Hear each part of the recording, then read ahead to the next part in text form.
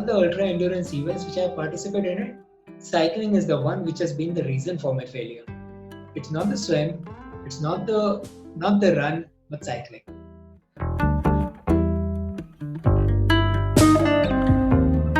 The main motivation was to try and see how much I can push my physical capabilities because I have never been a sports person in my childhood days.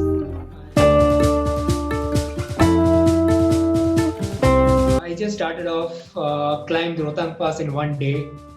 While climbing, I saw like vehicles were stuck in the mud, and I was like carrying my cycle with my luggage on it.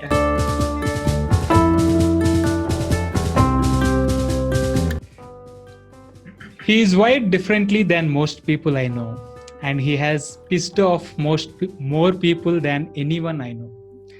This will come as a surprise for many, but he is also one of the nicest and kindest people I know.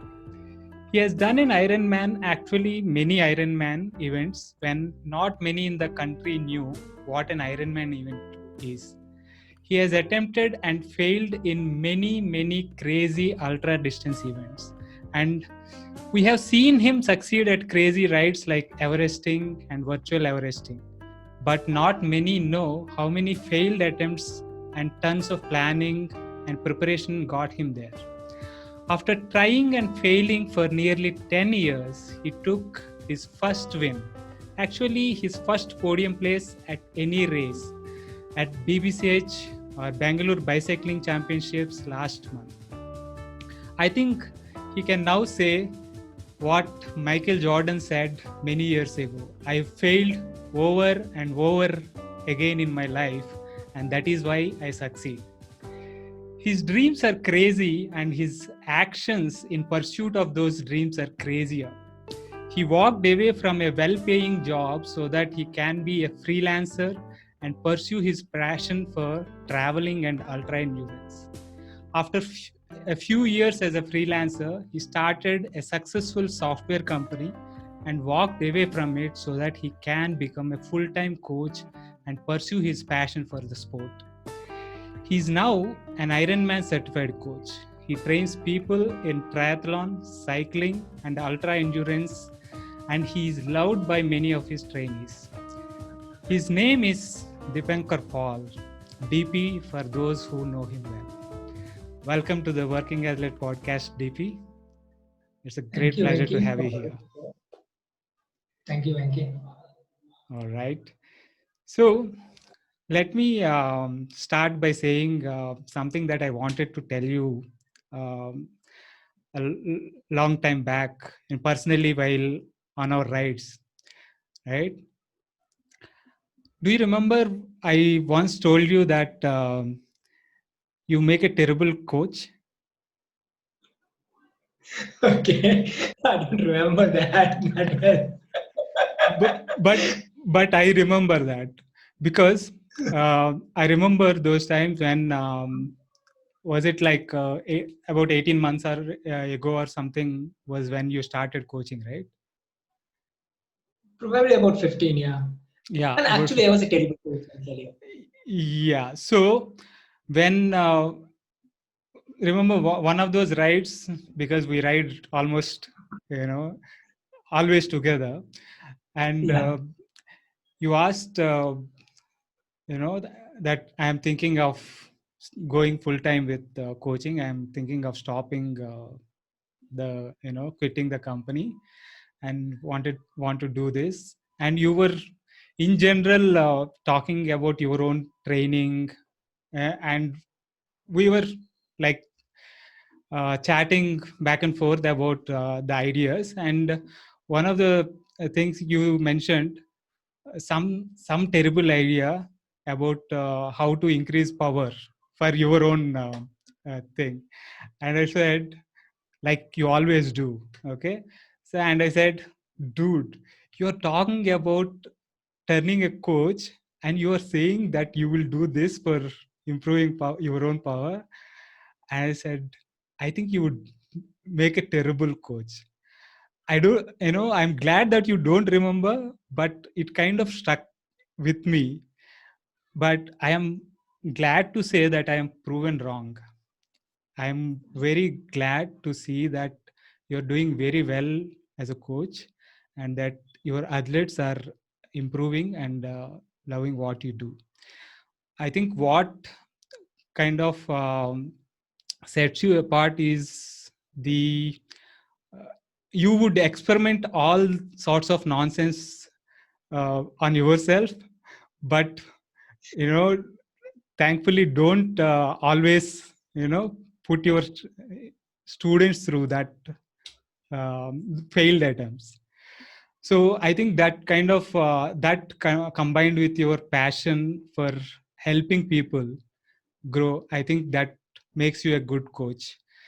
So now that I got it out of the way, let's start. So let me also tell this then to everyone who's listening. Guys, Venki is the one who has helped me a lot. Uh, when I wasn't sure how to take off this coaching thing, Venki has guided me for the beginning baby steps, I would say. And without his support, I don't think I would have been fumbling, tumbling a lot in my coaching profession. But thank you, Venki, for Okay, being my. enough mutual admiration now. So, but thanks. Now let's start from the beginnings. Like, where did you grow up? What was your childhood like? I was born in Srinagar. I was brought up in Delhi, Chandigarh, Calcutta. Mm-hmm. I did my college in Pune and Mysore. And for the last almost 15 years, I am in Bangalore now, Nice. So you kind of roamed around all over the country. actually. Good. So when did you do any sports as a kid? Um, I remember, not really. Uh, at the most, school cricket that we used to play on the recess hours or things like that. Okay, Nothing more than that. all right. But No athletics as such. when did you pick up cycling? So cycling is part and parcel of the daily life of everyone in Kolkata because it's our primary mode of commute. So I remember cycling to school every day from probably I was like fifth or the sixth standard. So we Okay, used to go to a bus stand where we used to park our cycles. And Calcutta has this multi-layer cycle parking places. So I nice. used to have this Dudwala cycle, and we used to go there, park up, pay 50 paise or 1 rupee, and take our bus from there and come back in the evening and again cycle back. That's about like 2 kilometers one way, not more than that. Okay, but that's kind of story of most kids. We have we start cycling. Maybe even I did cycle to school and stuff. But as a sport, when did you first pick up cycle? So cycling was never as a sport I picked up. I was working as a software developer, Hmm. and the many hours working in front of the computer was kind of creating the neck pain and all the regular issues, and I was becoming fatter. Hmm. So so the most easiest option and about a 3 kilometer commute to my office in Bangalore was feeling like why take the bus again and walking all down through the Bangalore's footpaths, you know the pain of there. So I went to a cycle shop, Ara Cycles, and picked up a Firefox from there and started commuting to office. And then over a duration of time, about 6 months later, the office got shifted to this near Richmond Circle, and I started commuting there.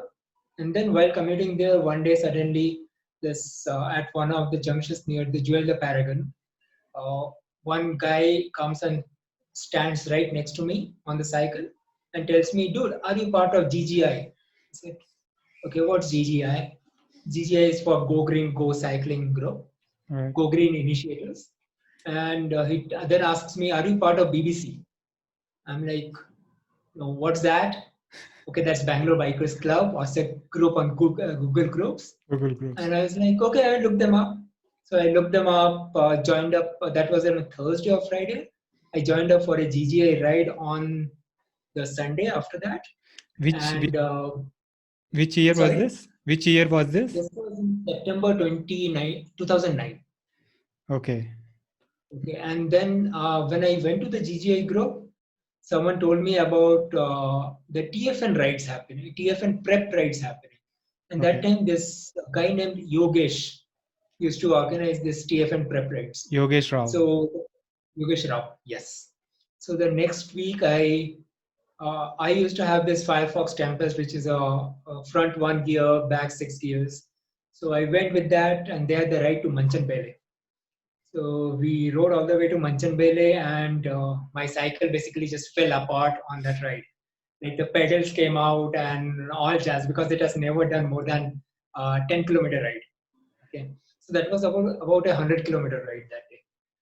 So we did that, and then I got hooked to this TFN prep rides. They were happening every alternate weekends because people were doing the TFN, and then I was like, what's TFN? And TFN was like that year, it was like 18K for the registration. I was like, I don't have that much money. That is like my 1 month's salary. I'm not giving it away that easily.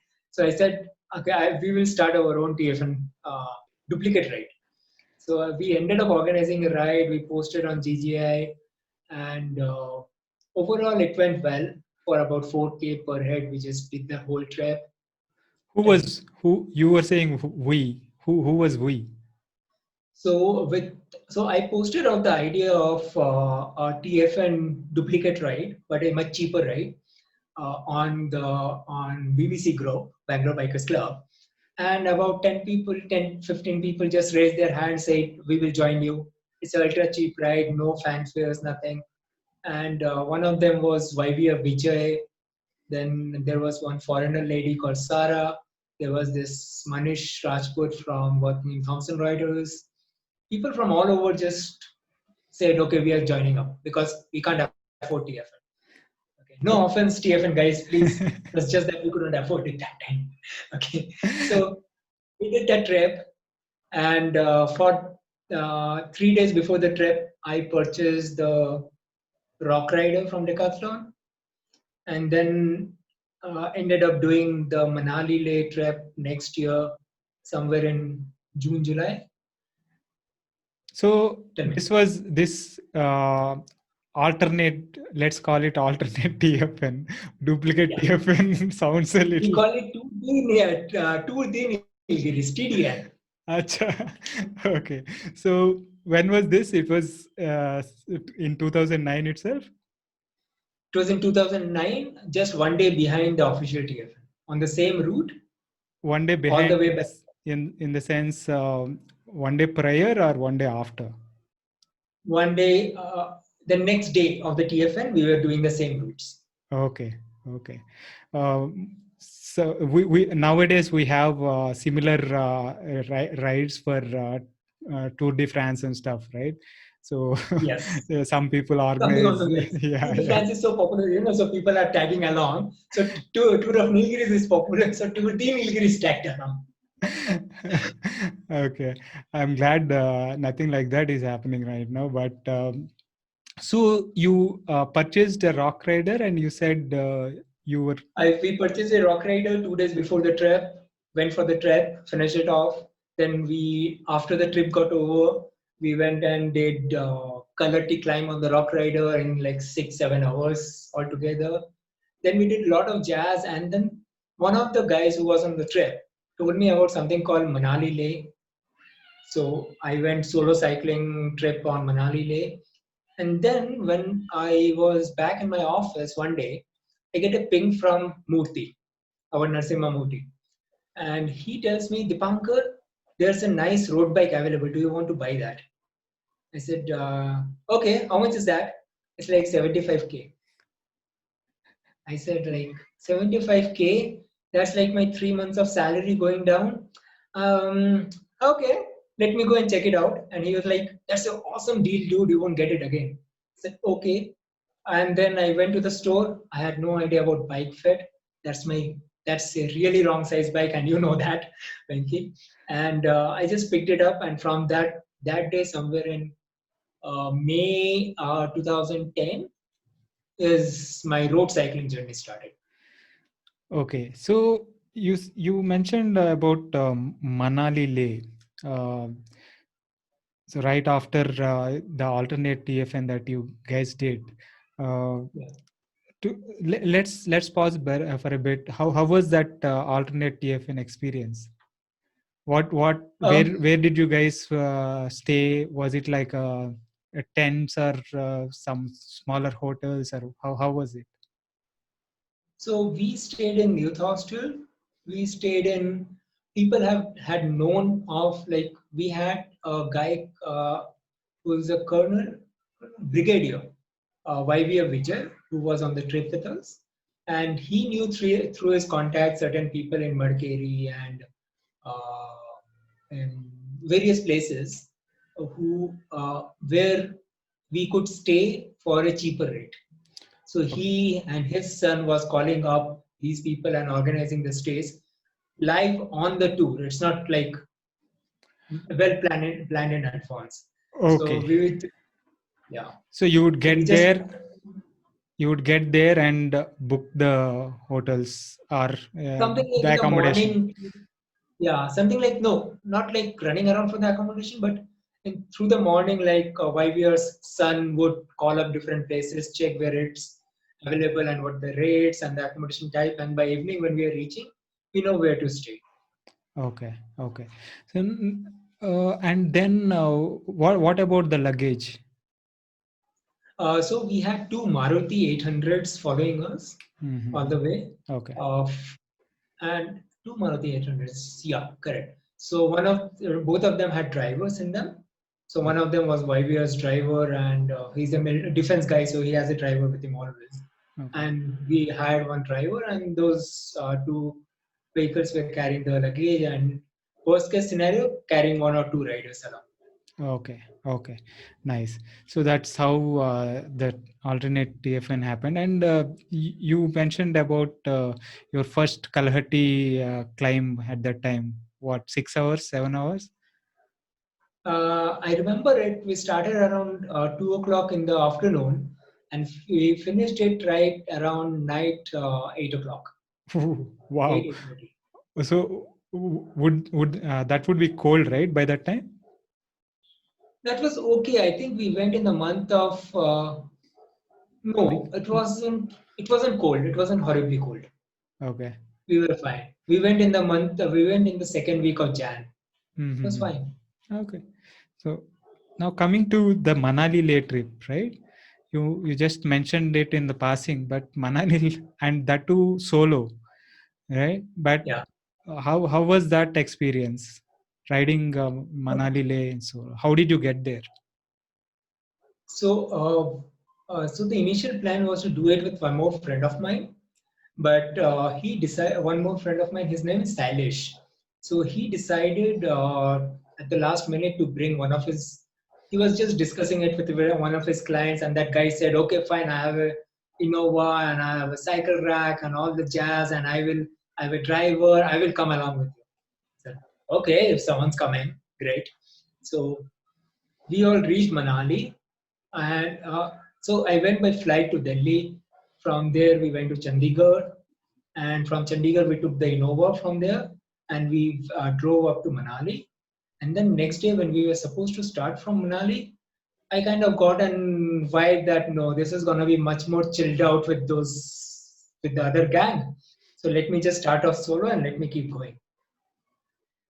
Coincidentally, what happened was in 2010, uh, July was a time when the incident called the Lake Cloudburst happened.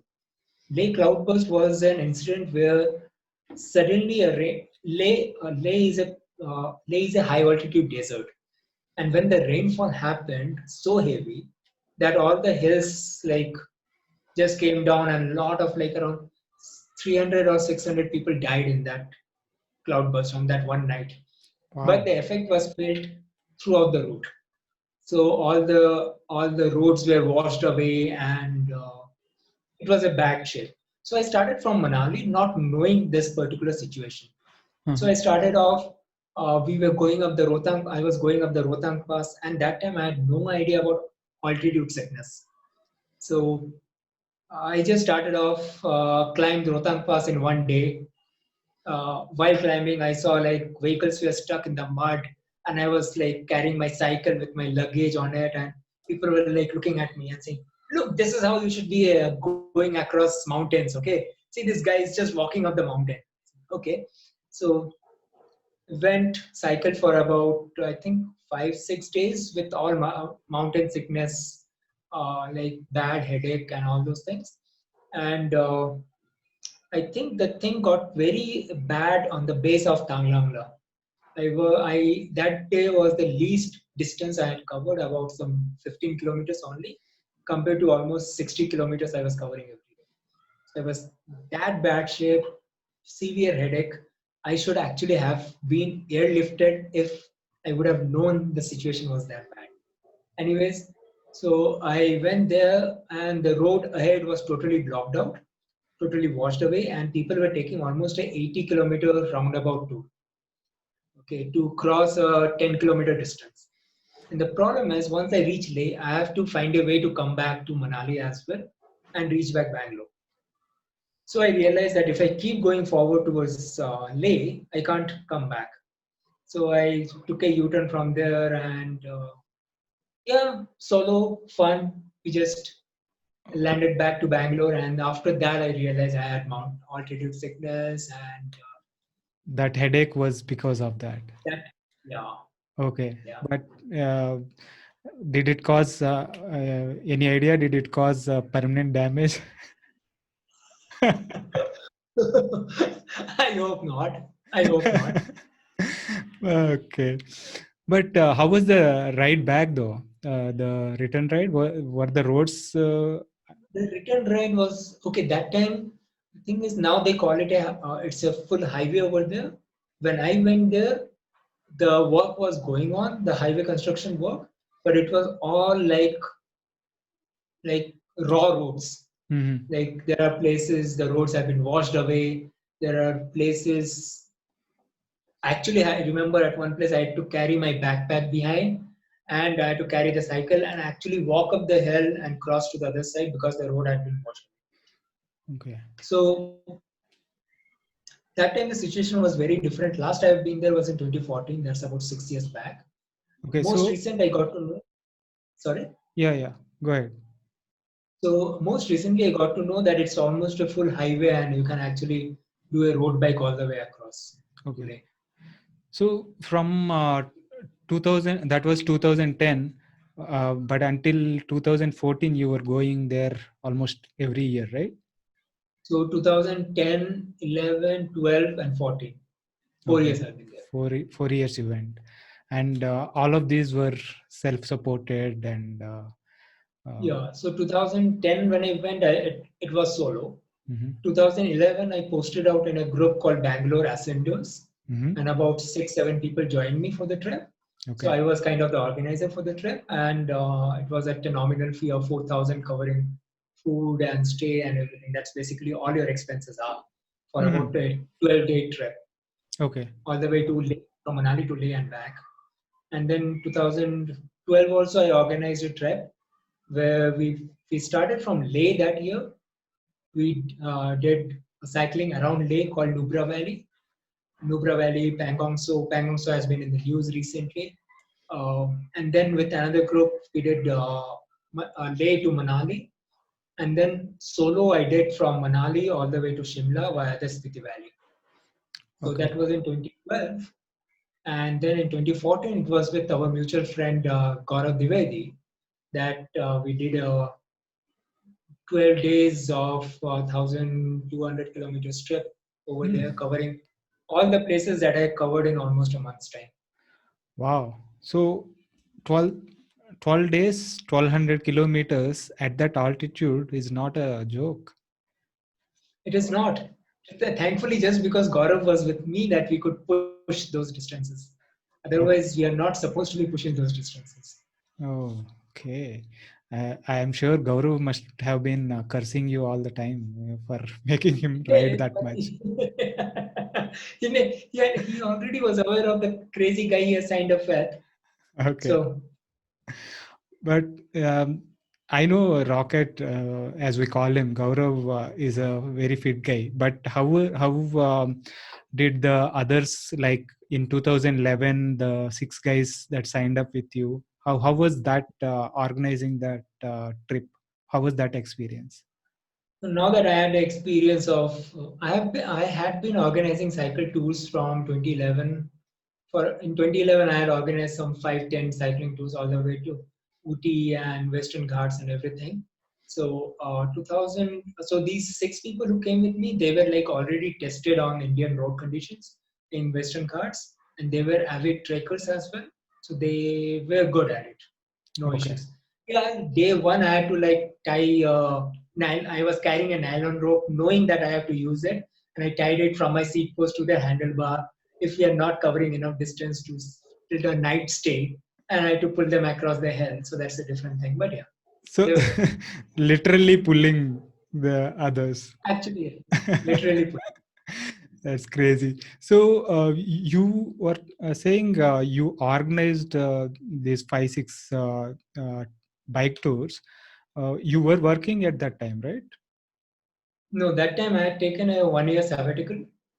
Sabbatical, I won't say it was like I left my job from a corporate job, Okay. and I decided that I will take up cycling that time again Mm-hmm.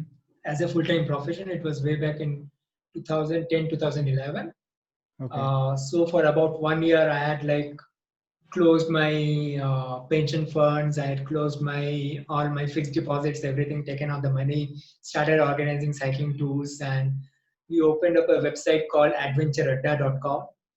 Nice. And of late, I seen some other group has the same website name, and they have a beautiful website on that. But that was the idea, that to have an Adventure Adda website on PHP coding and all the jazz, where people can come and organize their own tours and everything, but never materialized. So from 2011, I got back to freelancing after that. Ah, nice. So 2011, 12, and 14, you did these Manali Leh trips and Himalayan trips. And so when was this like Iron Man thing come into the picture? When did that start? So in 2011, uh,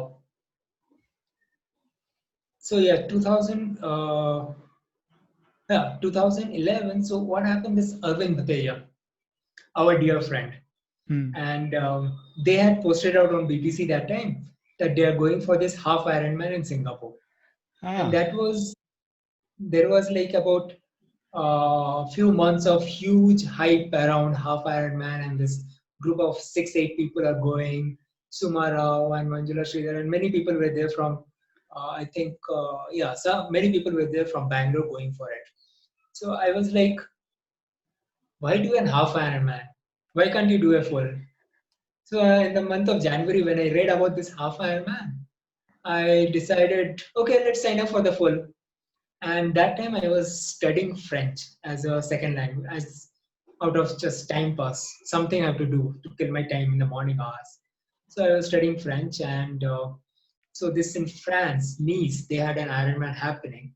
And I was like, oh great, let me expose myself to the French culture as well as part of doing the Ironman. So in the month of Jan, I signed up for the Ironman. so Jan 2010, was it? 2011. 2000. 2010, I got my road bike in the month of May. Okay. 2011, Jan, I decided to sign up for this. Okay. When was this Ironman scheduled to happen? It was scheduled in July 25th or so, Okay. after 6 months of 2011 July By that time, did you know you were cycling by that time, but you also know swimming and running?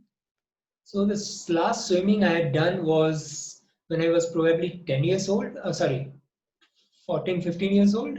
Okay, And this is, I'm like 28 years old when I okay. am talking about But the you knew Ironman. swimming. So I knew swimming in the sense like we had done swimming of like 5 meters from the lake's shore around the lake and do chappa chappa and just come back and with chat with friends and all that jazz. Okay. So running wise, I've never actually run before that. Okay. Okay. So the thing is, I signed up in January, and then once I signed up, then I looked into my expenses, possible expenses. So one of the possible expenses was a flight ticket. So I thought, okay, let me book it early. I booked the flight tickets, and then I found that my bank balance is so low that I can't spend money for my training. So what I did was I took all my three cycles. I had one commuter, I had one MTB, and I had a road bike. I I just put them up on the loft, disassemble them, remove the wheels, put them up on the loft because I know if I'm cycling training, I have to spend money on my nutrition. I have to spend money on the spare parts of the cycles and blah blah blah. So I thought I just put them up over there, and uh, and I remember I started using the public buses for commuting, and then I realized it's costlier than cycling because every time you have to pay minimum 10 rupees for the fare to go from just a 2 kilometer distance. It was restricting my movement. So I took down my commuter and I started cycling on the commuter. For about 4 months, 5 months, I was cycling on the commuter. Now it was one fine day I'm sitting in my office and working on the laptop, and a Venkat, our good friend from team, which was the team? Venkat, Venkat, Upendra was part of the team. yeah, Cleated Warriors. Yes. So Venkat, he pings me and tells me, dude, how's your training going on? I said, Venkatachalam, Venkatachalam. Yes. Venkatachalam Ramakrishnan, Dalam. Yes. Yeah. Yes. He pings me saying, I'm like working in the office. He pings me on Google Chat. Saying, Dipankar, how's your training going on for the Ironman? I said, haven't started yet, buddy. I will start. He's like, dude, it's 1 month to go. I'm like, what? I like looked at the date and it's like 25th of June and 25th of July is the event. And like, holy wow. Okay. So what I did, I immediately looked up for swimming pools around. Jayanagar has a good swimming pool over there, 50-meter pool. Went there the same evening after the office, signed up for the swimming pool, came back home. Next day morning from 5 o'clock to 6 o'clock batch it was. Went there, jumped into the pool, 26th of June. I jumped into the pool for the first time after my childhood days. And I realized I can't even swim for like 5 meters. Okay. And we're talking about a distance of 3,800 meters, 3.8 kilometers. Wow. And what was I thinking? Okay. So, okay, I came out of the pool. There was a nice, very sweet, nice chap over there who was, I don't remember his name. He was he was keeping a watch on everyone who's drowning and all those things. He was not a lifeguard, but he was kind of a senior person. So I started chatting with him and he told me, just spend your time on the pool. I said, okay, fine. Next day I came. I did about 10 meters on that day and I bought a ticket separately for the daytime batch and I did another like half an hour spent on the pool. I realized I am in a bad shape. Then I started Googling on, and then I found this website called swimsmooth.com and realized a lot of techniques that they were teaching were making sense. So I started visualizing them, started using those techniques. And thankfully, I think in about 2 weeks' time, 2 more weeks to go for the Ironman, I was able to complete my first 50-meter swim. Okay. 50 Now, meters. great. 50 meters to be specific. That's from one end to the other without touching the side walls, anything. Okay. And I said, oh, great. I have done 50 meters. Now, time to improve further. And then it was a Saturday or a Sunday. And I thought, okay, let me also start my running training. So now about 3 weeks to go for the running training. I went just next to the pool. There's a 400-meter running track. I went there. I ran. I ran my longest distance of my life that day. 3 weeks to go. I ran 4 kilometers. Okay. After running the 4 kilometers, next 3 days on the calendar, Monday, Tuesday, Wednesday, I could not cycle. I could not walk. My knees were gone. Okay. When Thursday, Friday, Saturday happened, I was swimming parallelly. Went for my second run. After the swim, I did the next longest distance, 5 kilometers. I was happy. Yeah. Okay. And the swim was, and yes, so I had, now that I know that the event is coming 1 month later, I took out my cycle from the top. Okay. And that, the chat with I had with Venkatachalam was on a Thursday. So on the Saturday, I went cycling to Nandi. Okay, I went cycling to Nandi. I climbed Nandi, came back to the base about 60 kilometers from my home. I was so tired. Amit Bide, our mutual friend, Yeah. Amit Bide and his wife, they were there with the Innova. They're like, Dipankar, do you want a left back? I said, please.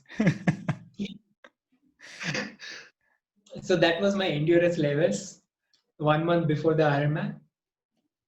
And 1 week before the Ironman, to be specific, one Sunday, this Ironman event was on a Sunday. So the Sunday before to that, I did my longest swim. That was about 1.8 kilometers in the pool. I did Nice. my longest run, which was about 6 kilometers. Wow. And cycling wise, my longest was 120 kilometers, Nandi and back that time. Okay. And yeah, that was my training for. Oh. I think one of those Nandi rides is where I saw you first in 2011. Okay. You were doing repeats of the top part to I think yes, exactly. Yeah. yes. So now your endurance levels were top notch leading up to the event. So how For a person who has never done an open water swim for the training, I'm supposed to do a 3.8 kilometers in an open sea with yeah. waves in that, where you can't see anything ahead of you. That was my endurance level. Yeah. So how did the event itself go in Nice? So I reached there about, I think, 2 days before the event, and then I went swimming.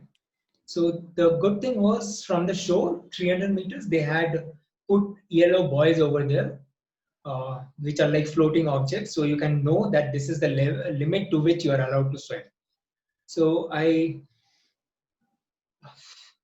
it was a good experience to be able to just reach the 300-meter mark and come back.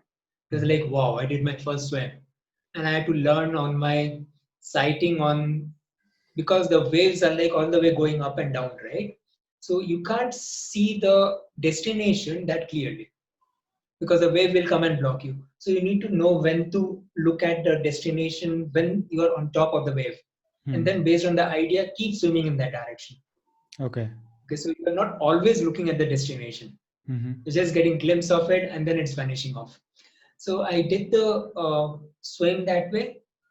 And I was kind of confident on my cycling, and the running was left to the Almighty. Okay, so you went there, and so how was that swimming experience in the event? Were you able to complete it in the allotted time? What is usually the cutoff for the swim? Each leg will have a cutoff, right? So yes, so what happens is the swim has a cutoff of 2 hours 10 minutes. After that, the bike leg has a cutoff from the start of about 10 hours, Okay. 10 and a half, and the run has a cutoff. Okay, so the thing is, after I had signed up for the event, I think someone pinged me and told me, Dipankar, why did you sign up for the France Ironman? I said, because I love French. And he said, dude, that is one of the toughest Ironmans in the world. I said, really? How?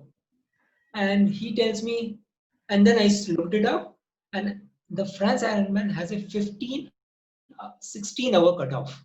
Okay, a standard Ironman distance has a 17-hour cutoff. Okay.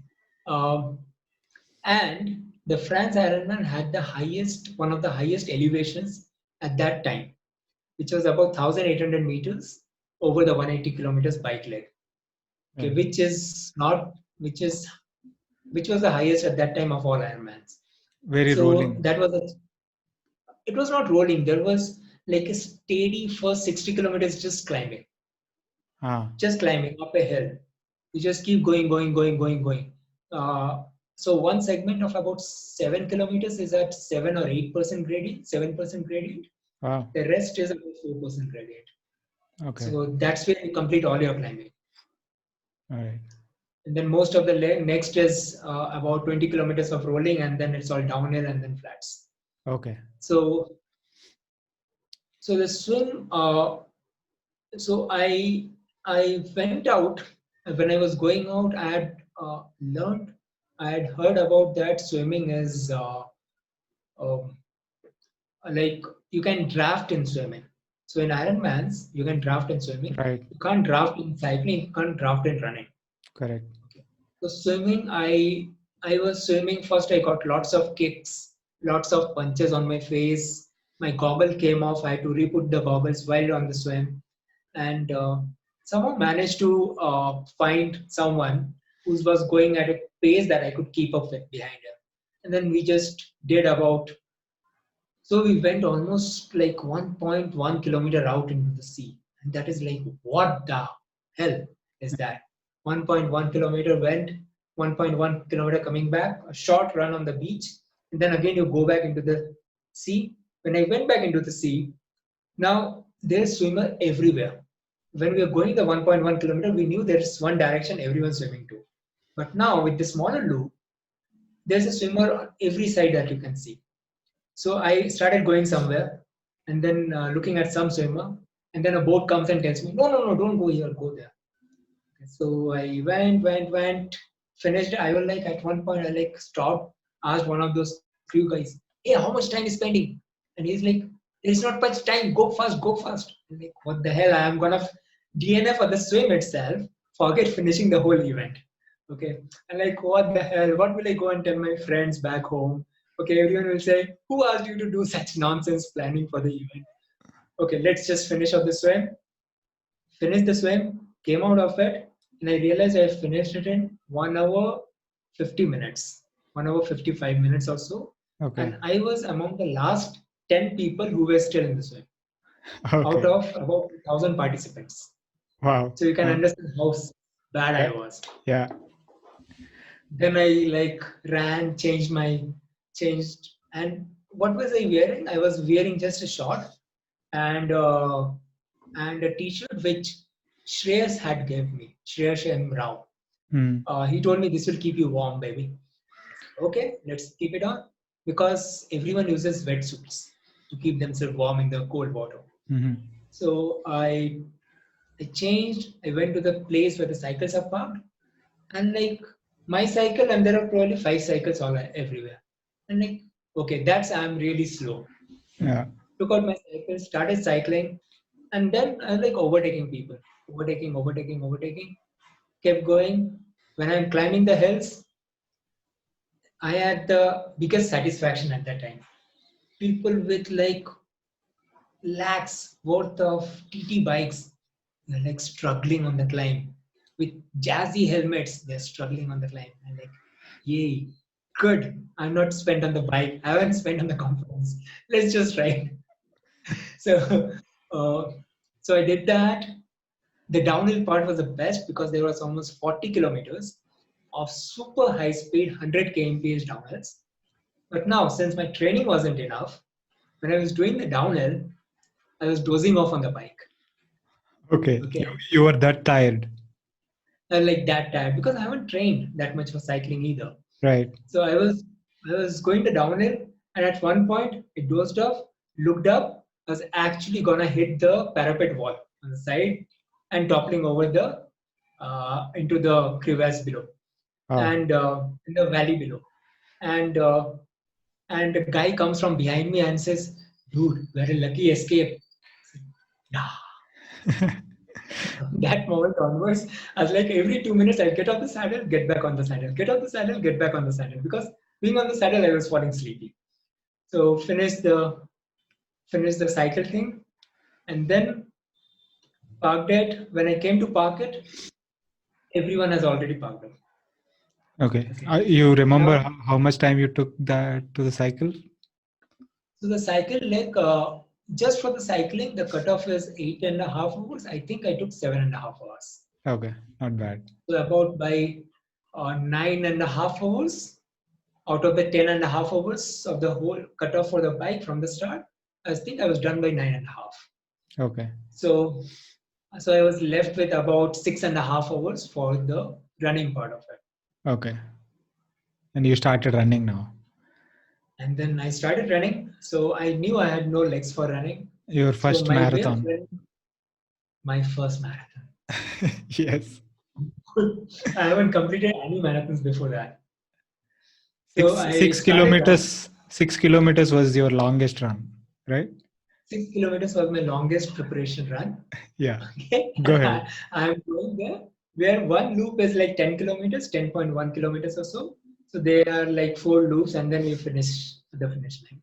So I started running, and very soon I realized it's not possible for me to run the whole distance. And they were very nice people. They had like a support station every kilometer on the 10 kilometers. So on 5 kilometers, you have like 4 support stations in between for your gels and everything, and unlimited gels that you can buy. You can like pick up from that, not buy. So every support station I'll go, take a gel, sip it and keep running.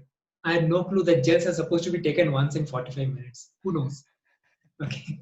I was going from one support station to the next, run to the next, sip a gel. And then they had this cold showers running. So I'll run to the showers and keep going, keep going, keep going. And then I think I had done about 2 loops of it. So that was about 20 kilometers done. And then again, I was like feeling so sleepy, like walking and sleeping off, dozing off. So I decided, okay, let me go to sleep. So on the side, they had some green patches. Okay. I just went there, lied down. Okay. Everyone started stopping and then telling, hey, no one's allowing me to sleep also properly. Ironman events happening. Who sleeps? Okay, now, but I want to sleep and no one wants me to sleep. They're like, dude, are you okay? I said, huh? Oh, I'm okay. Give me 2 minutes. Okay. Some from 1 kilometer away, medical guys came running apparently. Are you okay? Are you all right? I said, yeah, I'm just taking a power nap. No, no, no, you tell us. We'll take you to the tent. We have a stretcher. I said, no, no, no, thank you. Let me sleep for 5 minutes. They like stood next to me until I got up from there. Okay, They for were about, I think, you a were, break of about, sorry? they were just making sure you were not dead, I guess. Yeah. So I think I was lying, I took a break of about 15 minutes over there. And then I got up in a hurry, I thinking, oh, no, I must have lost a lot of time because I wasn't tracking the time that time.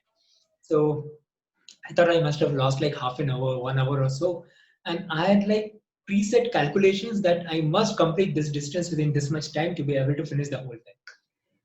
So I think I kept going, kept going, kept going. And then I finished. Okay, so after I woke up, I finished one more lap. So that was about 30 kilometers, 31 kilometers done, about 11 kilometers more to go. And then I looked at my watch, 2 hours remaining. So in 14 hours, I have completed like that much. 2 hours remaining. I'm like, yay. Now I know I can finish it. At least 5 kilometers an hour. If I walk also, I know I will finish it. So I started walking, started chatting with everyone. Who cares about finish time? I don't even know it's a race, right? It's about finishing it is what matters. Ironman, isn't it? So I walked, chatted with people, and then I think I finished like about 15 minutes before the cutoff, and the finish line was the most amazing experience of any Ironman, of any events as such. Awesome. So that was like 16 hours something you finished across your. 15 hours, something. 16 hours was the cutoff, so Okay. about 15 hours, 45 minutes or so. Oh, okay. Nice, Well, nice. that's worth enough for the 1 month of training, I must say. Absolutely, absolutely. From the longest run of 6 kilometers and longest swim of what 1.1 kilometer or something, and maybe a couple of long rides. That Yeah. that is something. Yeah. Yeah, apparently, someone told me after I finished it, I am a shame in the name of Iron Man. Because, because after I signed up for the full Ironman, someone was telling me, "Oh, you need to prepare for like 2 3 years for a full Ironman." I said, "Really?" Someone told me you need a qualifier for a full Ironman. I said, "Really?" Their website did not ask me for anything. Okay. Nice. So, but you that was some experience to finish a first Ironman with so little training. And you have done many more Ironmans after that, right? How many more did you do? Six about? Oh, six. And most of them in the on the same course? No, also about I repeated the Nice Ironman 3 times Okay. because I just love the place, and I used to go touring after the Nice Ironman's over in the Alps after for a week's tour, self-supported tour. Hmm. Other than that, I've done in Zurich in Switzerland. I've done in South Africa. I've done in UK. Sorry, New York. Yeah. So those are the Ironmans. You mentioned that you were touring after the Ironmans. How is that? So I would carry my sleeping bag and my tent along with me Okay. uh, when I'm going for the Ironmans, and I'll just request someone in the city where I'm visiting to store my bike box. And then once the event is over, which is on a Sunday, Monday I will normally take rest. Sometimes I don't, and then Tuesday I will put on my cycle and I'll start.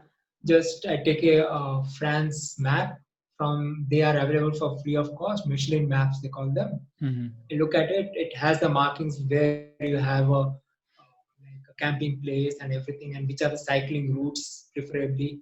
So I will choose the elevation gradients and everything based on that, and I'll start doing all the tours in the Alps, in the southern Alps. Hmm.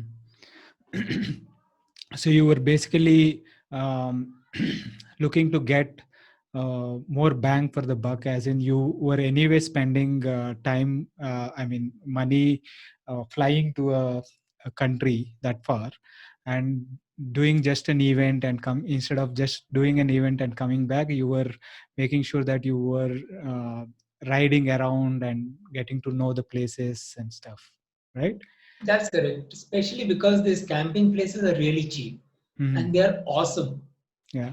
So, like for what, 700 bucks? Sorry,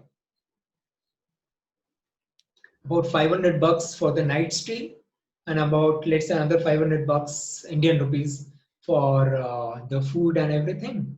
I can spend one extra day in France. So if I for at that rate, like 7 days would cost me about 10,000 bucks. So Hmm. when I'm spending almost a lakh on the Ironman registration, on the travel and everything, why not spend another 10,000 bucks and spend one more week of touring? Nice, nice. Well, because by this time you were freelancing, so that you had that uh, leeway to spend those days out there. Mm, Yes. excellent. But you have done these like six Ironmans, and you went touring around that after the events and stuff. What what was the kind of motivation for signing up to these events? what was the motivation for signing up for the events? The main motivation was to try and see how much I can push my physical capabilities Mm. because I have never been a sports person in my childhood days. I have never, uh, I had only seen of these events as a test for my physical capability to what limit I can push them. And Mm. well, I can always do a 180-kilometer ride over here or a 42-kilometer marathon over here. But that was the time when I was doing these events. No one had heard of triathlons that time. Mm. People had not heard of Ironmans, what Ironman is, and I had to actually explain them. And someone actually told me once when one person was explaining to the other, look, this guy has done an Ironman. And that guy was like, oh, have you acted in the Ironman movie? And I like made a face, and my friend was like, "Dude, I will explain it to you later. Okay, just know that this guy is the Iron Man." So, from that perspective, I was doing those events just to test my physical and the mental limits of what more is possible. Because there are people who are doing it. Okay, there are people whom I can only watch on YouTube that they are doing it. I Right. haven't met anyone who has done it.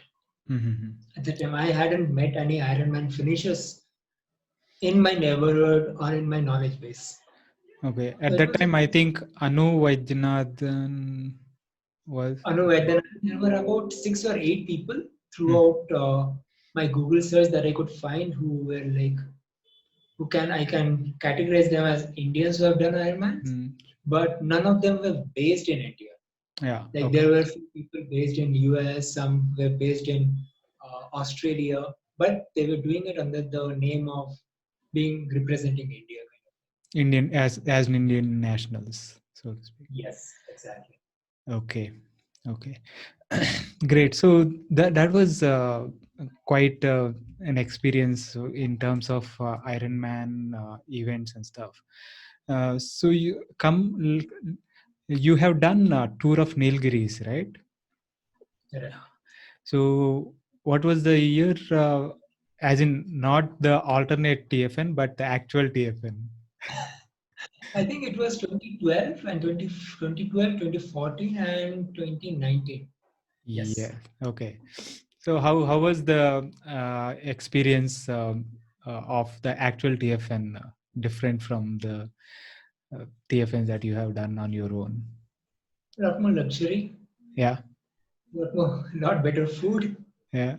a lot of people to interact with, Yeah. and yeah, and no So headache of organizing because I was the organizer in my TFN. right, right. So The organizer takes all the blame, you know. of course, and your uh, so talking about TFN 2012 to 14 to 19, how was what were the changes that you did? Uh, I mean, what were the changes you observed in the TFN in terms of organization or the routes or your own training or your own performance? 2012 was freshers experience Mhm. for the TFN, and 2012 and 2014, I think it was the longest TFN we had done, one of the hardest TFNs. Yeah, And we had good fun. I think Shankar and Vicky were there in that. yeah, And we always stayed together. We formed good team over there. Niels was there. yeah. And I think compared to 2019 TFN, the accommodations have all improved a lot. Accommodation, yeah, organizing, everything has improved a lot. Yeah, and I think your performance also improved a lot compared to from Not really. I was never in number one ever. I've so for you, always been number yeah. So for you, it's either number one or nothing, is it? two. No, see, for 2012, I think I remember Vivek. I think I came fourth overall because Vivek Radhakrishnan was there over there, Right. and Lokesh was there, and Naveen Raj was there, I guess. And 2014, Niels was there ahead of me. Yeah. 2019, KKR was ahead of me. Yeah. So yeah, But at least in terms of although there was at least from fourth to you came to second, right? and I'm stuck at second. You were struck at second, but the in terms of the riding experience itself and being able to complete those stages, uh, I think it must have been much more comfortable since your training level and your fitness level itself has improved a lot over the years, right? It definitely has improved a lot. Mm-hmm. Uh, so they have a saying that says it never gets easier. Yeah, You you just only become get faster. okay. You just definitely got faster. That's for So sure. Yeah. So good. Now that was Ironman and TFN. All these. I think you got really. You were not really satisfied with them, and I think not many people know, but uh, I have the benefit of being one guy you ping and eat the brain. So I know that you have participated in a lot more ultra events, right? Some were what I remember. If I remember correctly, there was an event where you have to do 15 Ironmans in 15 days or something. Was it yeah, it's 20 in 20 days. 20 in 20 days? Was it in Switzerland or somewhere? Switzerland, yes. Okay. And how was that experience? Well, You to managed to be do. honest, You managed to do like what? How many? so so I did about 5 of them out of the 20. But one thing, as an excuse for my failure, I'll say this that that there are two limits for such when we are going for such ultra endurance events. One is the physical limit, one is the mental limit. Hmm. I think, well, as it has always been, my training has never been up to the mark for any of my events, and this was no different thing. But I think the more I failed was on the mental part of it. So I uh, so the event started somewhere in August in 2014, 2016. And I did the first 4 days well and good. Uh, on the fifth day, I gave up on my cycling. Huh. What And happened? I think somehow cycling has been my biggest pain in all the among three streams. Hmm. And that's very weird. In all the ultra endurance events which I have participated in, cycling is the one which has been the reason for my failure. It's not the swim, it's not the run, but cycling. Huh. Okay. That's weird. That's really weird.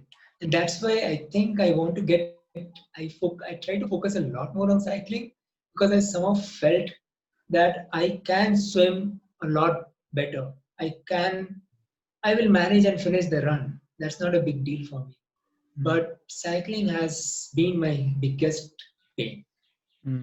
I just could not. But what is the thinking behind signing up in the first place? 20 Ironmans in 20 days. Did it was it like the first time you signed up for your first Ironman where you said what half Ironman? Yeah, let's do a full. Was it like that? Let us find out the the most number of Ironmans there are like in successive days and let's sign up for it. Was it the thinking?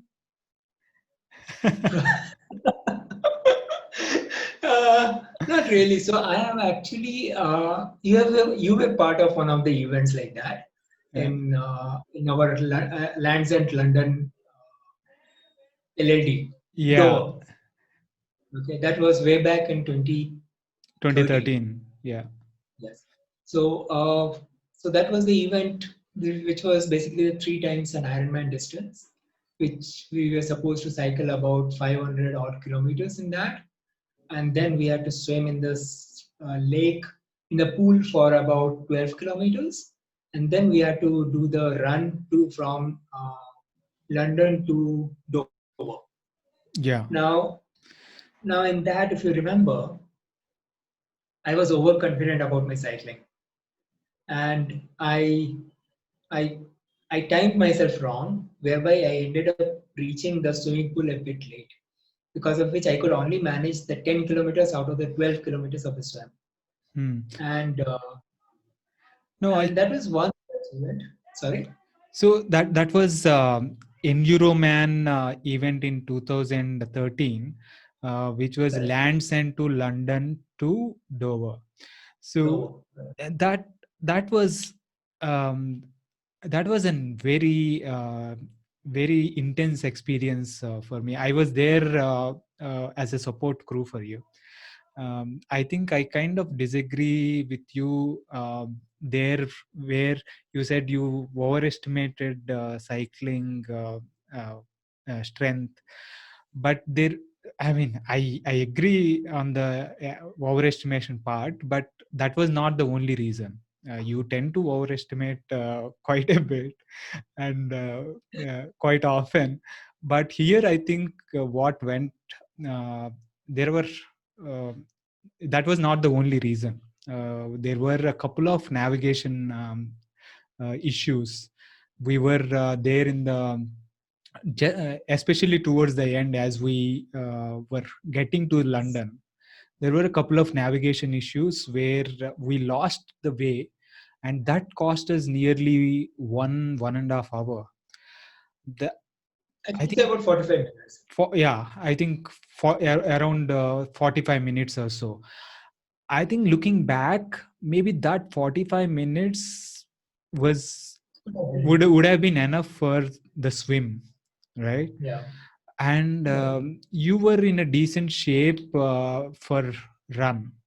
uh, I think maybe That's it's because of a the yeah, it's a big if, but there were not just your strength or the lack of strength on cycle that was the reason there, but a bit of logistical issues. I think from uh, the whole team that kind of resulted, but. Yeah, these especially these ultra endurance events, right, the support plays such a crucial role. It And does. Yes. I have realized on that event, in a support role, all I had to do was sit in the car, get the stuff ready for you, and wait for you down the road, and make sure that when you were coming, you had the bottles ready and all that. But that was such a tough experience for me, because I had to stay awake through the night.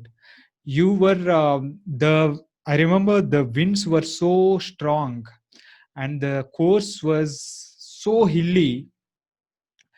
One of the areas where you were uh, coming downhill, you were going at 15 less than 20 kmph. The headwinds were so strong, and it was really painful for us to watch you go through that. But kudos to you, you were putting your head down and doing what needs to be done and getting through that hard course. But I think a bit of uh, a bit more experienced crew would have maybe helped you a little better. And I mean, the other two guys on the crew were very experienced. I was the novice there, Yes. but Yeah, I think it was not just your lack of strength in such situations.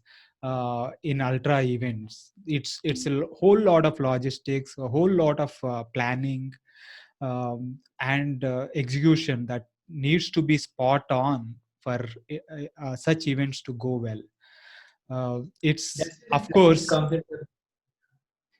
what is that? That's where the rigorous planning and logistics comes into the picture. Absolutely, absolutely, and of course, the training to back that up uh, as well. That is key. So from those experiences, I think what I understand is that you got really good at planning the nutrition, hydration, on all these for such events, right? Such ultra distance stuff. And how tell me how was the experience of your first Everesting? Well, you were part of it. Yeah, You were my crew in that. yeah. You know all the Now planning a that. little, now a little more experienced crew. And I had Arvind and along with me to kind of take care of the support. We set up what we called an Everest base camp at at the hotel near Nandi, and we were preparing the bottles and your Parle G and other stuff to kind to get you going. And yeah, let's hear from your perspective how it went. Well, the Everesting idea, I think, came into my mind from we were just cycling.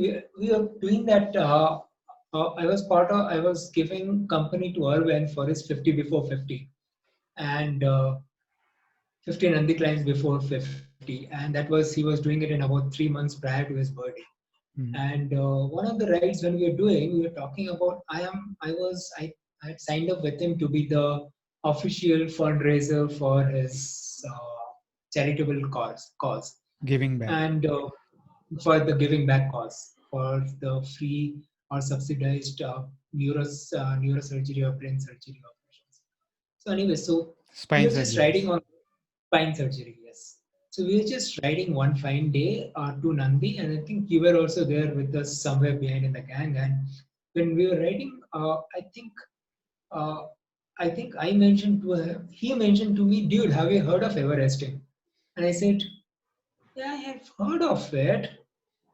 Shall we do it at Nandi? He's like, yeah, but you need to climb about 8,000 odd meters. I said, yeah, okay, we'll get it done. I had no idea what is the total elevation needs to be done. That was just 1 month prior to the event. And then we set the balls rolling for getting the event done. Craig joined us for as a crew for us, or part crew after his office work. And the main so so the idea, so we did our logistic planning in terms of how many repeats we need to do on Nandi. We did a breakup of what kind of time estimates we need for it. We I made a I made a plan of my uh, cocktail nutrition, and which I don't think any one of you tasted it. No way. And yeah.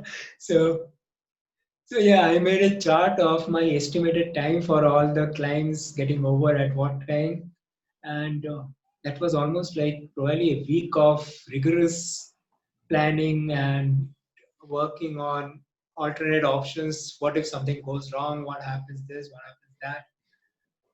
And I think we executed it pretty well, I would say.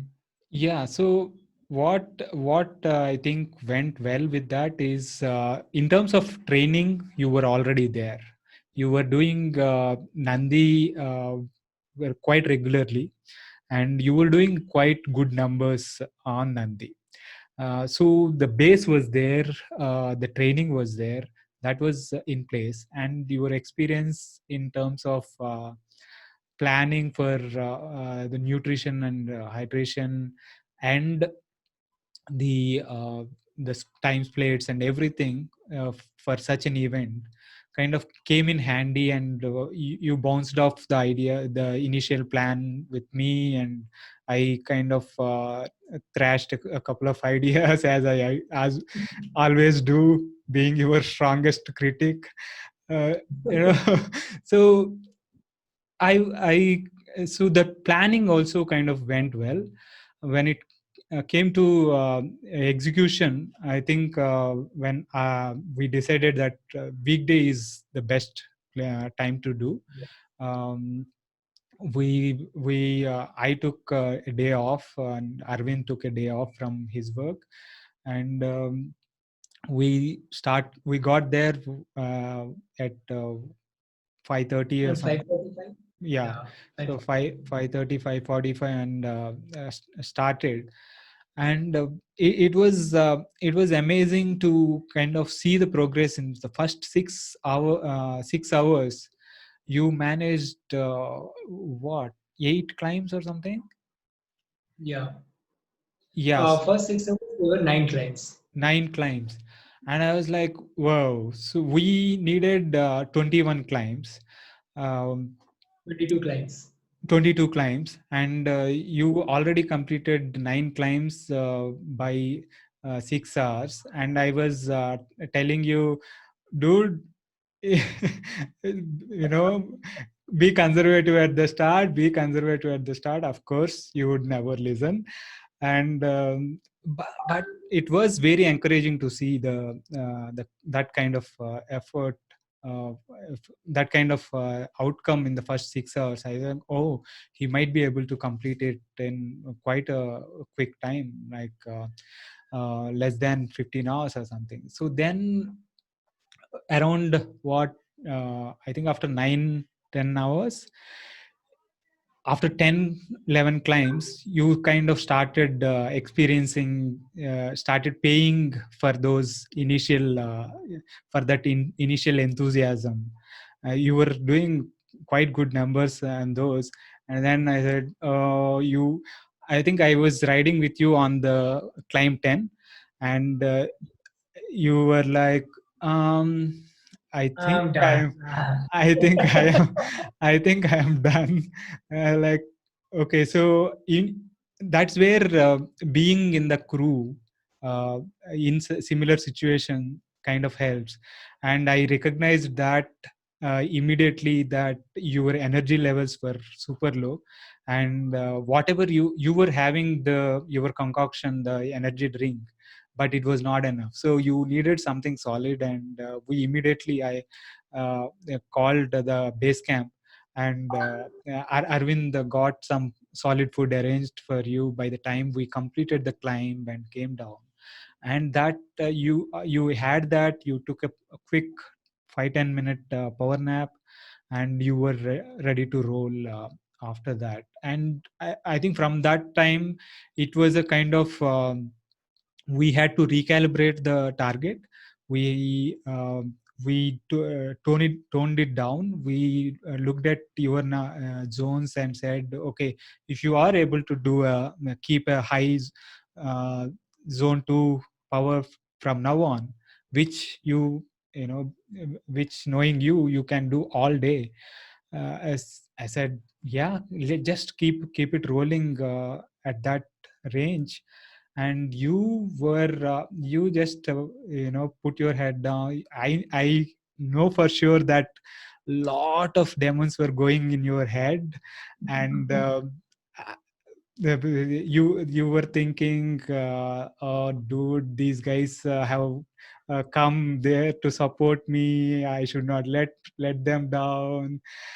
I said, stop all that nonsense, just focus on keeping those numbers going. And because it is despite all those all that experience, when you are in a dark place, when you are pushing your limits at that, someone has to be there to kind of someone who knows your thought process and stuff is very important. So someone like that in your support crew goes a long way to kind of uh, I think Yes.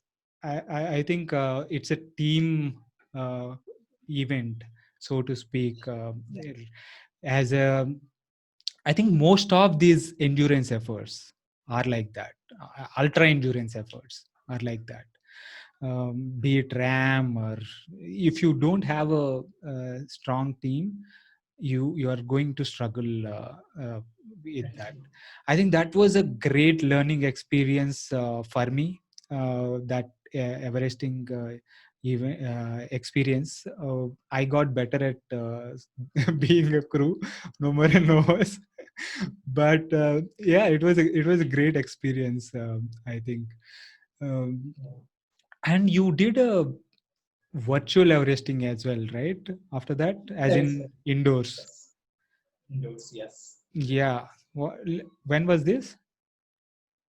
This was in July, July of this year, Hmm. July and around 26th or 27. Hmm. So that time there was one fine day. I and Arvind had been under the home quarantine for the COVID thing because he was COVID positive, and he got so fed up of being home quarantine, he decided to do a Everesting. I thought, okay, this is a good opportunity. Let me also do an Everesting along with him. So that was a Monday, and we started off. We started off, and I think I suffered a lot of internet outage that day. And I was like, my ride was starting like after half a climb, restart, half a climb, restart. And he did about 6,000 meters odd, considering that he had no training at all. And he just jumped on the bike and he did the Everesting attempt. And he had to stop at around 6,000 because he was like severely fatigued. Hmm. And then I was like, wow, I've done this much. He has done that much. I'm feeling bad for him. Let me do one for him. So that was on a Monday when he had the failure. I think on the Wednesday I got back up on the bike, prepared myself much better after the Monday's experience, and yeah. So this was, I think, a much better plan in terms of power numbers targets. The only problem again, I overestimated myself.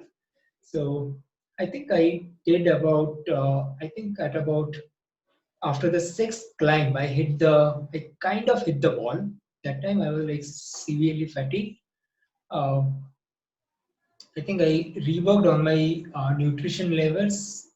I recalibrated my nutrition, had some more coke, had a bit longer rest, I think about 10 minutes longer rest on the downhill on Zwift. And yeah, so okay, basically the virtual Everesting is we normally so there's a game called Zwift on the computer. We have that, Yeah. and the way a person makes a progress, a forward movement on that game, the virtual avatar of the rider makes a progress on the game. It's not by the keyboard movements, but based on the power numbers you generate on your smart trainer. And and if you have a smart trainer, based on the change in elevation of the of the terrain on the game, the resistance level on the trainer keeps changing. So I remember having borrowed your trainer for that, and you have been kind and sweet and nice enough to be lending me it. Every time I keep having some crazy dreams and crazy ideas in my head. So yeah, so I I so yeah, so it went well, it went well. So it was So I on think it was on Zwift on Alpedu Alpedu is right. What is that? Alpedu I'll do Zwift. Zwift. Yes, I'll do Zwift. Alpedu Zwift, and this climb roughly takes an hour and about 1,000 meters. This climb is a 12-kilometer climb, 12.1 kilometer climb of about 1030 meters elevation. And depending on the power numbers, is the kind of time it takes. I was taking roughly about 1 hour per climb, plus minus 2-3 minutes. And you completed that in how many hours? I think it was 11 hours and 3 minutes. Wow, that was pretty fast. Okay, Yeah, kind of. nice, nice. So, coming to all these long events and stuff, what was your longest ride? Longest single ride has been a 1,000-kilometer breve. Mm-hmm. Which when was this? This was way back in 2013 or 2014. I think in 2014. Okay, It was Bangalore, Belgaum, Bangalore. Bangalore, Belgaum, Bangalore. Nice. How was that experience? How much time did you take to complete I that? took about 52 hours to complete it.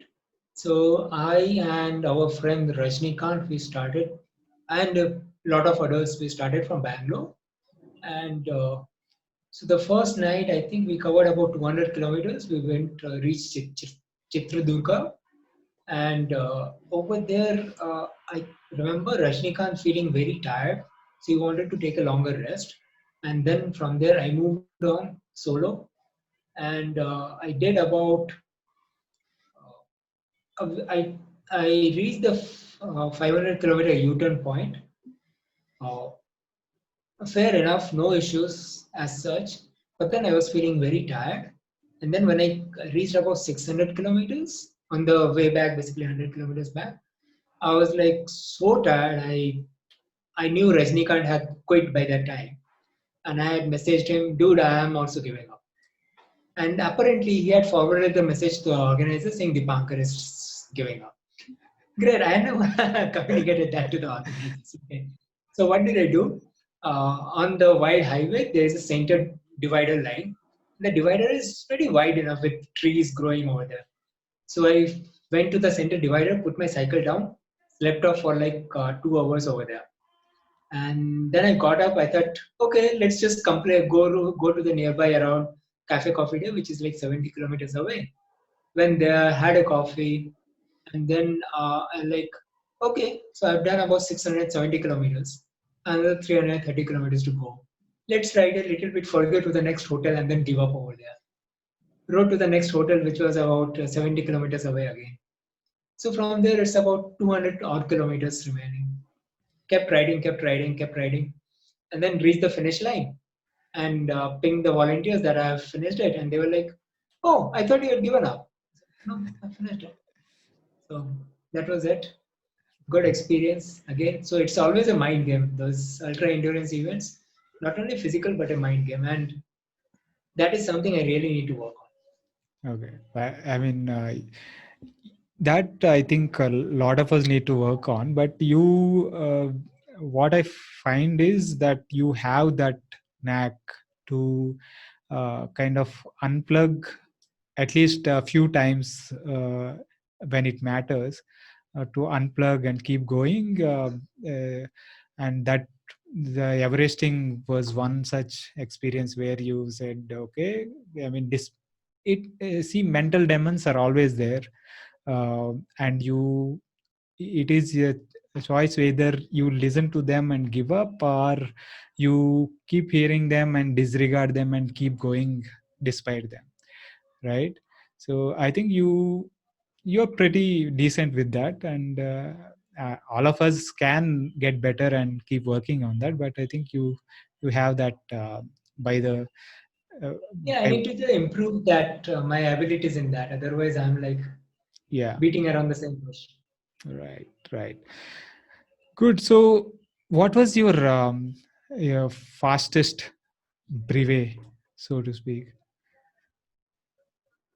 So if you're referring to the 600 that I've done, Uh-huh. I did about I think 2018 November. Bangalore Engineers were organizing a Breve series called 6432, Hmm. which was basically on the 1st of November. They were so Brewe's the calendar year starts from 1st of November. Okay. So on 1st of November, they were organizing a 600 Breve, 600 kilometers ride, solo unsupported. On the 3rd, they were organizing the 400 kilometer, starting morning around 4 o'clock. On 4th, they were organizing the 300 kilometer Breve. And on 5th, they were organizing the 200 kilometer Breve. Okay. So it's a Breve series of which basically is about 1,500 kilometers over the 5 days. Okay, and so the idea is basically after the cutoff of the 600, it's a 400 starts. After the cutoff of the 400, the 300 starts like that. Okay. So, uh, so I had borrowed Rushit Dowda's wheels that day and his lights, and I was like,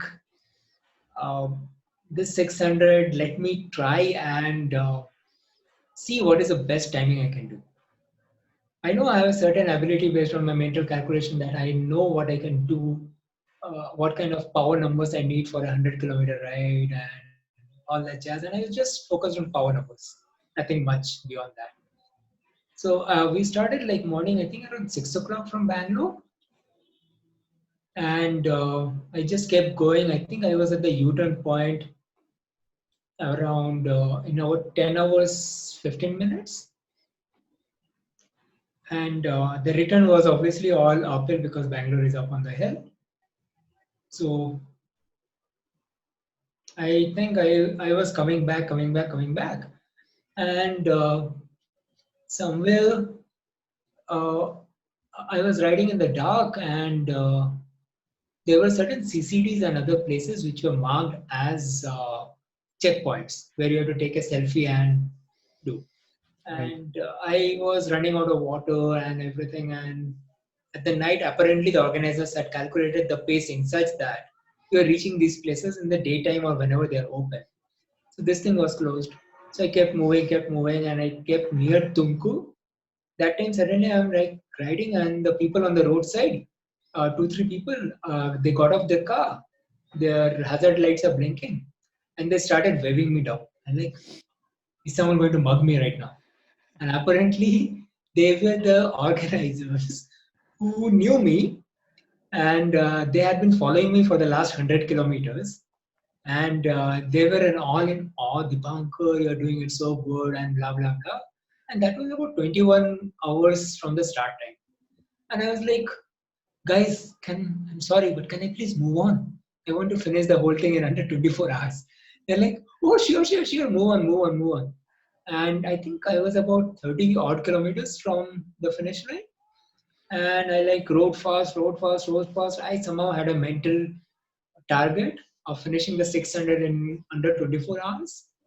And I think I finished it in about 23 hours, no, 22 hours, 55 minutes.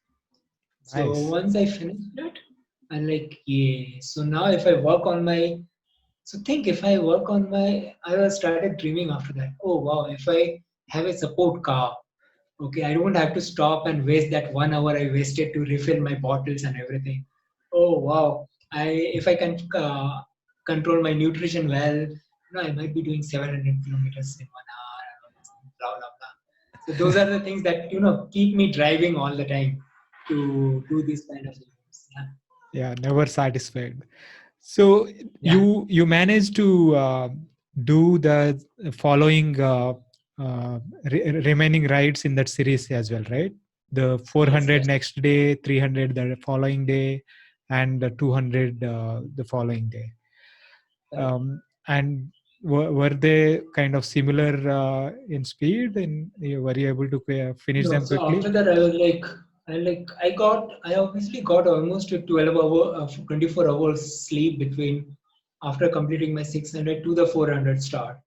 But then my legs were already pretty fatigued. So I think although the 600 I did it at almost like 29, 30 kmph for the overall, I ended up doing the rest of them at about 25 kmph, which is fair enough, not too Yeah. bad. Uh, but obviously, I didn't have the energy levels for going all out in that. Yeah. That's still really solid effort day after day, right? Uh, Yeah, that's great. I was So happy I was able to do that. super, super. So you were in a way kind of focusing on speed in some of those long efforts as well.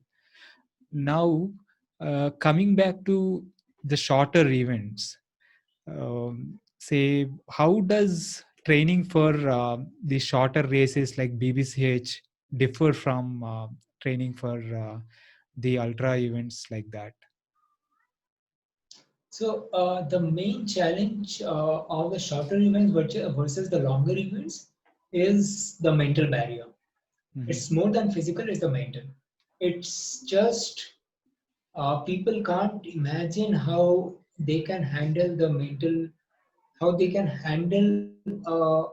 For many people, 100 kilometers is a very long ride distance. Hmm. For some people, if 100 kilometers is a long ride distance, 1,000 kilometers will be just an unimaginable ride distance. So that's where the first challenge comes as the mental preparation.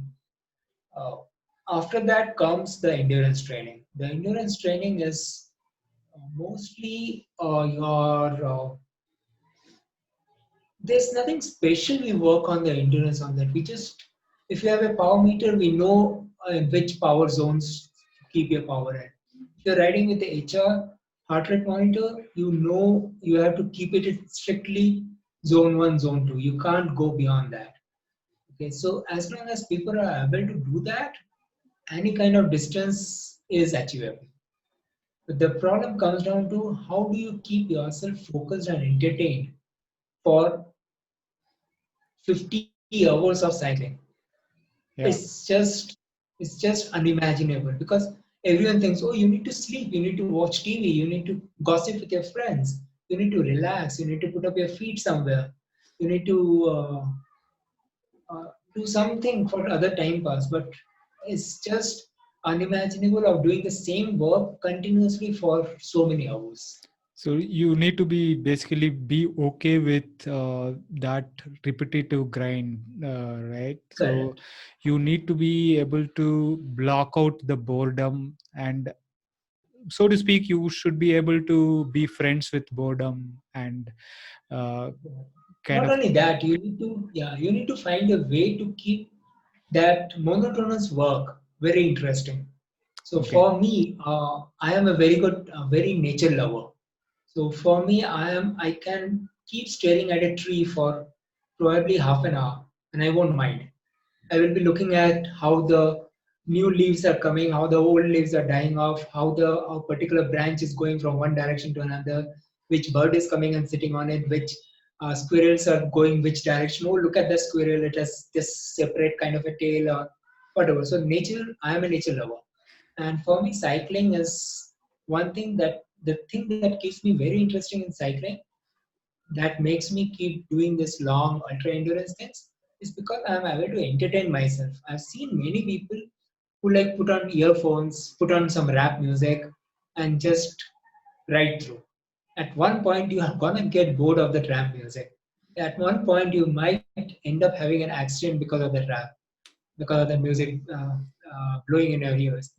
And some people ride it because they have the friend circle that rides with them. There will be a point where the friend is not there anymore with you. What do you do at that point of time? So for me, I think the biggest advantage has been me being a nature lover. I love seeing places. I love traveling. For me, it's all about the journey and never the destination. So on Brevis, that's what it is. It's always about the journey. It's Okay. never a there's never a destination for it. Yeah. Right. So you if you just keep focusing on the distance remaining instead of enjoying what is there, what you are doing right now, so you would be kind of spooked a little. Still, I have done 200 kilometers and still 800 kilometers to go. If you kind of Correct. spook yourself out instead of just so breaking down into smaller chunks and focusing on getting through them, and focusing on Correct. the now. I think that's a great way to deal with it. uh, Excellent. So what do you do in for kind of nutrition for those kind of long events? So I use a custom mix of Tang, uh, which basically provides the energy levels. I add a bit more salt to it, and sometimes I do a crazy mix. I sometimes carry the 2 rupees or 3 rupees brew coffee sachet, and I just put that coffee sachet into it because that gives me a continuous supply of caffeine instead of giving me a caffeine high by having a sip of coffee. To have a sip of coffee, I need to stop somewhere, order the coffee, waste that much of time in having the coffee, and then be able to start writing. So instead, I prefer having it in a bottle. Sometimes I end up having Coke if I want sugar as well as the caffeine. Sometimes a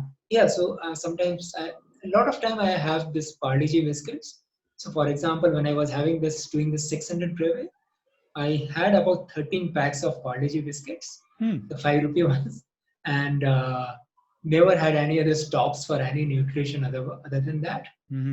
So, so what really matters is what kind of calories you need and how well digestible those calorie sources are. Right. So, for example, I can have a meal at a hotel somewhere, but then the meal is a sudden load of like 500 calories into your stomach. Hmm. But a Parle-G, one biscuit is probably about 60 calories, or 30 Right. calories, 35 calories. Hmm. Okay, multiply that by probably you can have one biscuit pack in over a 1 hour duration. You're distributing out the 350 calories over 1 hour.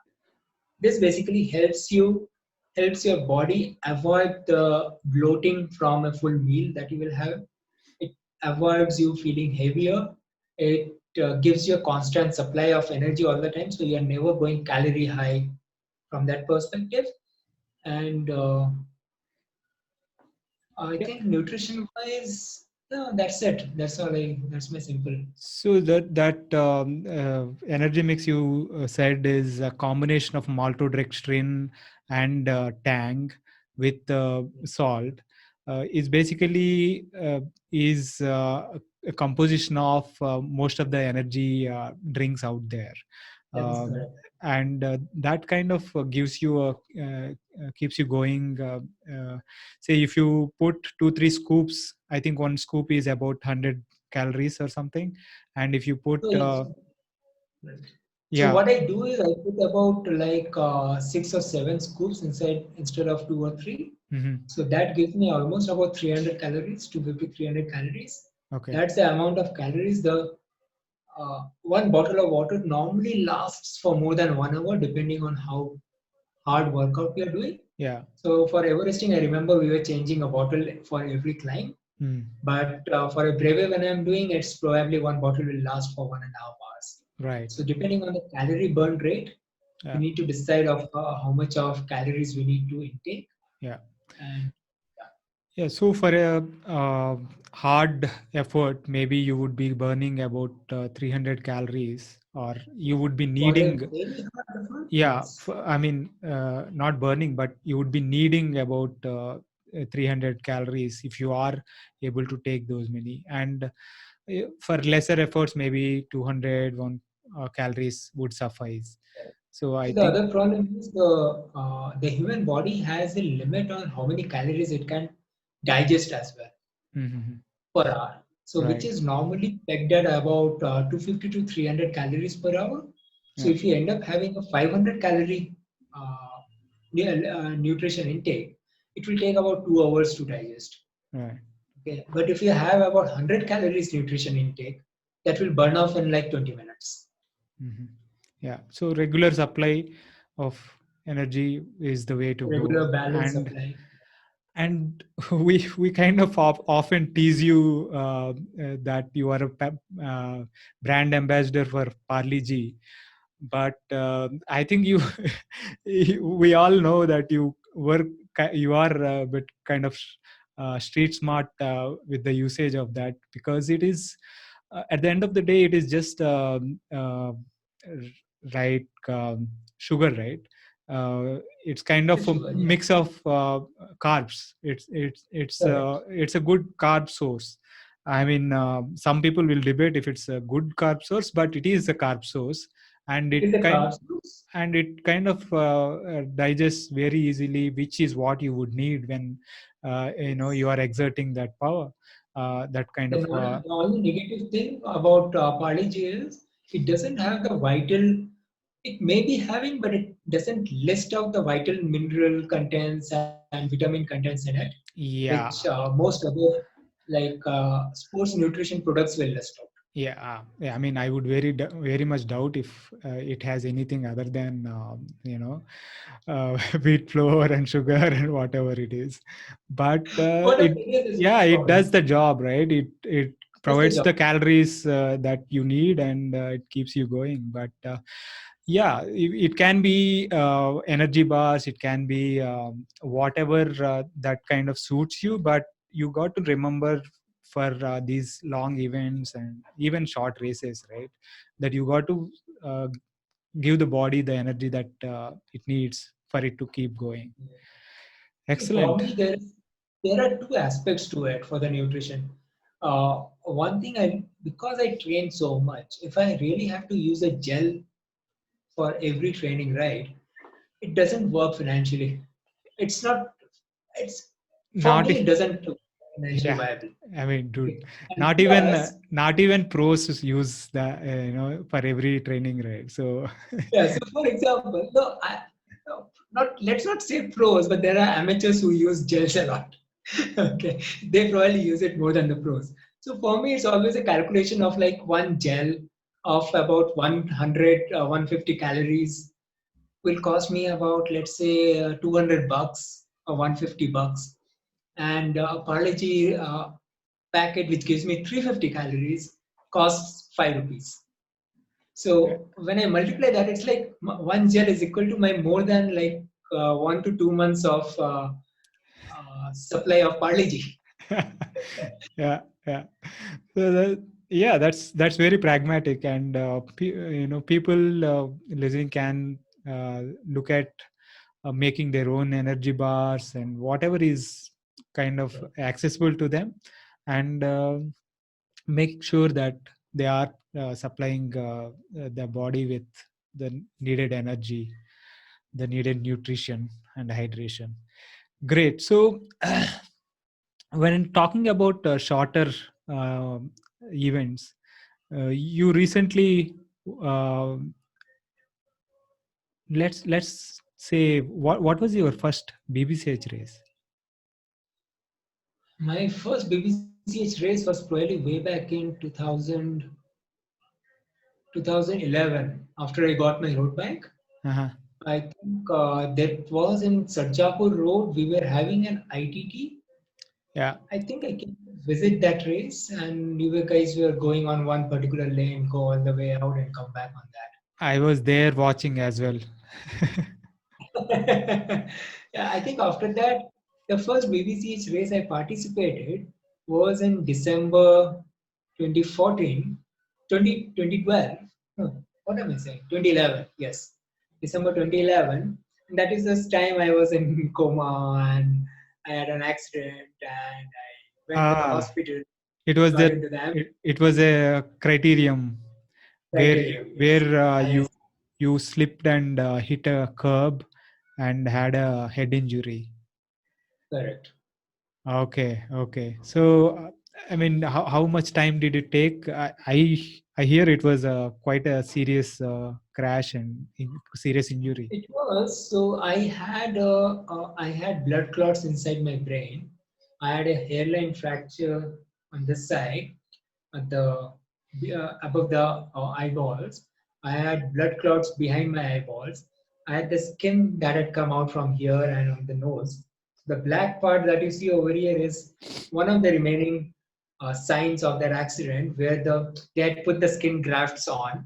So over here, the skin graft didn't stick well, so the healing did not happen properly. But other than that, I was bedridden because I had the swelling in in my brain. So I was given the medications for it, and I was like staying at home and getting the medication and just sleeping whole day to let the swelling in the brain go down. Okay, I'm not sure. I mean, that sounds really, really, bad, and I'm not sure if it was this or the uh, the high altitude thing you had back in Leh that kind of shorted some circuits in your brain that you do all sorts of crazy stuff. I don't know, man. That's crazy, man. So you coming talking about BBCH, you after like nearly 10 years of participating in these events, you won your first BBCH race in elite category last month. How was that feeling? Last week, last to last week, Right. Yeah. How was it? last month, yeah, whatever you say. How was that experience? How did it feel? To be honest, very honest, superbly honest, Yeah. I haven't been able to digest it because I just never felt that I actually won it. I was like Why? so disappointed after the race. But like I was not able to meet my power targets. I felt all the time I was going slow. I was like in my zone three that time on the race. I've never done a race in zone three. I was like I should be in zone four. Zone three is like easy, chilled out tempo ride. And thanks to your wheels, thanks to your helmet, which you have so sweetly lent to me for the race, it's because you decided to sleep it off on the race day, that, that I was able to clock some good speeds. And because also the pros decided not to turn out, or they decided to take it easy. So I Yeah. ended up being on the So, pole. so there are two things here, right? You can only race with those who turn up, and so you were first in all the people who were there to race, and you should be proud of it. What is, and don't worry about the numbers uh, that is there, right? You can it's a good thing that you think you can do better, right? That not being satisfied has a place, but being happy with what you did is also important, so that I am happy in the sense I stood on the podium, but I'm not happy with my performance. Huh? You can push it on me, okay? I've done better numbers on that route. yes, but did you get a better speed on that route? Wasn't it your PR? So 2019 March in the same ITD on the same route, I did 270 watts Mm-hmm. for about 47 minutes, and I came sixth or seventh. Mm-hmm. Sixth, seventh. Yeah. Okay. This year, since no one decided to turn up at 260 watts, which is 10 watts lesser, I ended up doing because of the wheels and the helmet. I ended up saving 1 minute on that, which is like 46 minutes. And in 46 minutes, which is like accounts to around 43.7 kmph over a 33-kilometer course, I won the podium. Now you be the No, but you decide. the point is still it is the fastest, right? For the course, Yeah, yeah. for you. So you had a On that PR day. on that. No, overall that it's your personal best for Yeah. the course. Yeah. Yeah. That's what I mean. Yeah. Um. Right. Okay. So I can't force you to be happy, but congratulations Yeah, on your win. smiling. Yes. Yes. Yes. Well done. Congratulations. And Thank you. I hope that this is the first of many wins.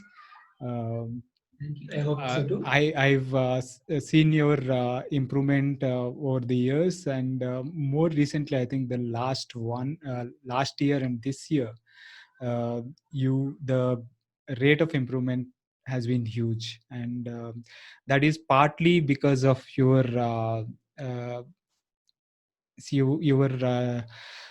nature of saying, not recognizing any boundaries, and going out and doing what others would consider impossible.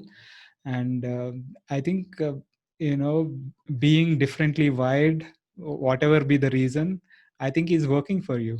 And keep going. And Yeah, I strongly believe when people say that there's a limit to a human being, I somehow just don't.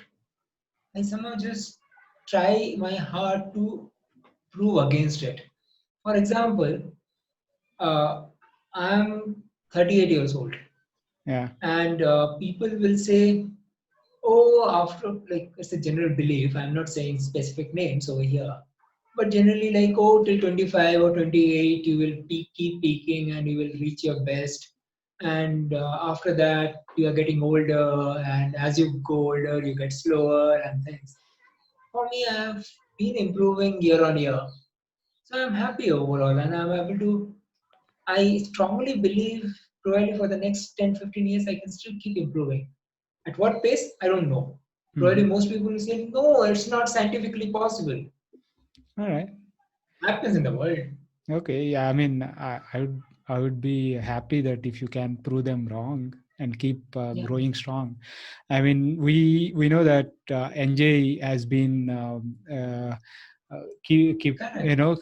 he has been at it and keeping on improving year after year. He is what, 33 something now, and he's easily the best in the Best in country. the And I mean, more than being best in the country, the main thing is he's improving above, against what he was able to do last year and the year exactly. before, and all that, right? So that is pretty encouraging, and that is something that uh, that's a case for not limiting yourself, and keep working. Yeah. Awesome, man. So this has been excellent couple of hours. So many, it's like you were, I think, true to your ultra endurance roots. I think this session also is the longest so far.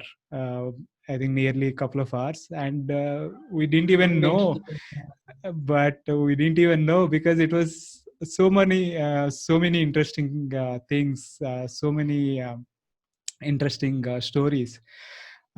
Thank you for sharing your journey, and it's been a great time. uh, Thanks for having me here, Venki. Thank you. I hope all the working athletes would be able to listen and take something out of this journey.